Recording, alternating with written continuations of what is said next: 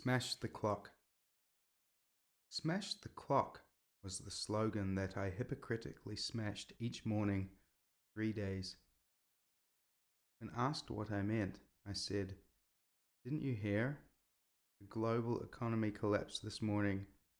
You don't have to go to work." Oh, you can't find my favourite New Zealand non-fiction title in any brick and mortar store. It isn't available at libraries. It all began when a young man living in Hokianga, Northland, purchased a number of books from my online store. The titles I recall are The Thief's Journal by Jean Genet, Walkabout by James Vance Marshall, The Sacred Pipe by Black Elk, and Straight is the Gate by Andre Gide. I maintained email communication with this buyer, who told me of a book he had written. I bought and listened to his audio version. His name at the time was Chris Kirk. His book is called How Australia Made Me an Anarchist. I've never read an ebook, and Kirk's memoir was to be only my second audiobook. Before listening, I wasn't sure what to expect, but judging by his eclectic selection of orders from my shop, I knew I'd taken something unique. It wasn't wrong. The words of Chris Kirk, who now goes by Quinoa Blessed, caught my attention when he left the comfort of his Finnish friend's bed to hitchhike through Europe. He spreads butter with a phone card and licks his fingers before being stranded 100 kilometers outside Tallinn. Failing to get a ride, the traveller decides to take a bus to Riga, Latvia, where he is ridiculed and scowled at for his filthy, shoeless appearance. He's tempted to seduce local men, but doesn't follow through. On a 43-hour bus trip to Sofia, Bulgaria, Quinoa makes a conscientious effort to correctly pronounce the names of towns he passes through, the countries of Lithuania, Poland, Czech Republic, Slovakia, Hungary, and Serbia. His growing sadness mirrors the disparate state of the countries, each being more impoverished than the last. This is followed by a wordless communication between two strangers without common language, where an old woman cuts an orange and together they stuff the peels into an ashtray. Quinoa is rejected from entering a library and collapses onto the concrete, sobbing. Trying to get from Turkey into Syria, he loses faith in tourists and officials, but finds it again through hospitable locals.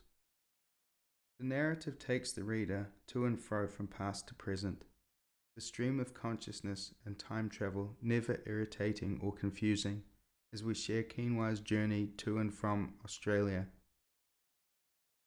We come up with a bizarre idea that pain is bad. It thus becomes a moral imperative to stop all pain on this planet, being a completely hysterical process disguised as logical, and with the power of human organization and technology, this anti-pain causes a lot of pain. Death is the worst pain, Quinoa tells us as he opens up on his grief when his mother committed suicide less than a month after putting on a surprise 21st birthday party for her much-loved son. This is a work of many layers. It is at times homosexual erotic memoir. Quinoa Blessed expresses his desire to make love to a 15-year-old long-haired blonde boy reminiscent of Gustav von Ossenbach, the protagonist of Thomas Mann's Death in Venice.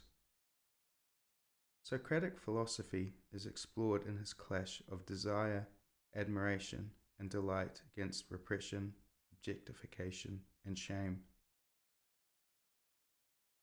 In Sydney, he finds work as a gay escort, where he struggles to answer questions from aggressive and submissive clients, insistent he inform them whether he is a receiver or deliverer, a bottom or top. He falls in love with a twin who threatens him with a knife in a kitchen brawl, and attacks him while naked in a sauna. There is a vivid description of his sex-hungry eyes as a 17-year-old admiring and assessing other men undressing themselves in the changing room of a public swimming pool, before returning home to write poetry and masturbate about his experience. He performs fellatio on a male friend of his from Brazil in a public bathroom stall who, despite imminent claims of heterosexuality, is excited by Quinoa's notebook of recorded toilet wall graffiti and poetry. In Abbotsford, I thought he was telling me he was leaving me, and he told me he was scared that I would leave him. He told me he had had sex with me only because he thought I would leave him. Otherwise, I have no intention of leaving you, I told him.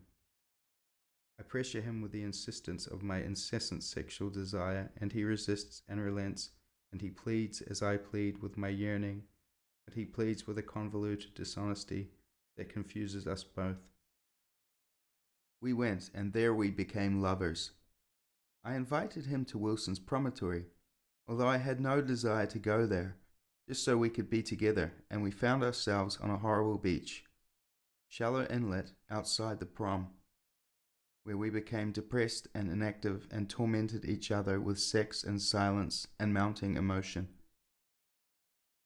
Confessions are made of manipulative seduction while swaying men to experiment, ignoring the law of consent without the application of physical force, thus allowing the opportunity for choice, which is imminent in the beautiful concept of adulthood.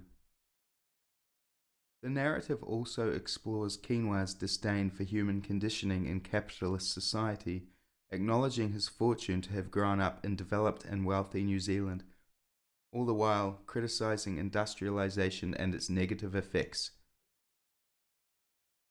A time vacuum leading to alienation, stress, depression, cancer, addiction, and the meaningless of existence, all in the hope that they never experience the pain of poverty. Two other elements present in the narrative are the community values and flaws of festival culture, and the most important of Quinoa's points, the relationship between humanity, the land, and the living organisms with which we share our earth. After hanging out with Hare Krishnas, smoking copious amounts of cannabis, and spending long hours surfing the net, Quinoa decides to venture to Confest. I live my life on the philosophy that I go where people love me the most. At Confest, he seeks acceptance, reads poetry, drums, dances, and vibrates with kangaroos, possums, wombats, and people. Having sufficiently enjoyed the delightful perversion of my civilized education, by rolling around naked in the mud with many other naked humans, I emerge to the warm sunlight and, like many others, wait for the night to dry. We are tribal, primitive, hysterical, and crazy, in an environment in which joyous craziness is well supported and encouraged. And while enchanted by his experience, he is also at times cynical about the festival culture, mocking that participants have to wear $130 wristbands to prove that they are part of the spiritually inclined seeking communion.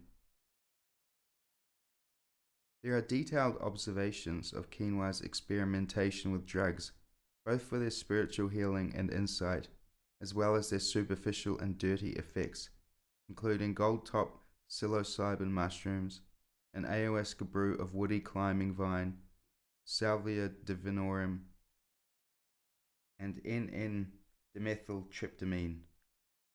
Plenty of his thoughts acknowledge his belief in the existence of a higher power, and his disdain for organized religion, although he admires the metaphorical value of the scriptures, using many quotes from the great theological books, most incisively the Gospel of Matthew. There are explorations of soil and food, how to make sushi and power muesli, how to collect and consume nettle, how to stockpile organic bread from food disposal bins, and how to use manure to grow fungi. One of my favorite segments is a summary of his visit to an Australian zoo. For some reason, many humans had thrown their dirty money into the water that fish were supposed to live in and where birds were supposed to drink and swim. There were piles of change, and I reached in and grabbed a single handful of coins, totaling $3.80 in Australian money and another 3 coins from 3 other countries. I spent the $3.80 on some reconstituted apple juice concentrate from the restaurant, which happened to be the exact right price and provided me the hydration and sugar rush I needed to continue walking around in the sun, looking at imprisoned examples of biodiversity. Despite the fact that these animals are being detained without charge, they aren't humans, so it is acceptable. There is, of course, thorough commentary of Quinoa's assimilation into the darkness and beauty of the Australian landscape and its inhabitants. He meets indigenous Australians who invite him to islands where they're castrated. Some share the incredible depth of their being, while others lambast him with drunken rants about historical oppression without meeting his eyes. While hitchhiking, he's picked up by an eczema-covered man who drinks beer throughout the journey as he makes his way to a funeral and talks to Quinoa about all the death around him. Some chapters begin with excerpts told in third person from the points of view of unnamed male and female protagonists, bringing an even more surreal element to the reading experience and separation from Quinoa's memoir. Over half a decade since selling books to Quinoa, by following his blog, I found he was in Wellington. Taking my partner and our son Teo on a North Island road trip, I sent him an email to see if a meeting was possible. We rendezvoused on a park bench on Cuba Mall. He was at ease and we spoke of various matters, looking each other in the eye and allowing words to flow naturally. He had read my first novel, and there was a mutual understanding and respect, one which I rarely, if ever, find with other writers. By writers, I don't mean hobby writers, I mean serious and dedicated finishers. He invited me to join him at a Wellington gathering where people would read poetry. Approaching my 40s and living away from New Zealand, I had no idea of the etiquette. I brought beers, Steinlager Pure, so I didn't turn up empty-handed. I'm uncomfortable in these group settings and was the only one with alcohol. Steinlager Pure, I assume, is a dirty beer. I am a peasant when it comes to modern craft beer discussions in arty towns. I have nothing to add. Quinoa Blessed was no longer relaxed and open as he had appeared earlier. Like him, I didn't know my place in the group, and my opinions on the pop culture they spoke of were redundant, so I said nothing. The longer I stayed silent and drank, the more suspicious the others became, and the less I felt I needed to be there. I walked outside and snuck off back to my partner and son at the hotel, messaging Quinoa that while I regret not having seen him perform, I could not stay in this situation. The following night, we met for a second time on Cuba Mall and discussed the intricacies of life. We embraced in a hug, and I went back to my accommodation, leaving in the early hours of the morning.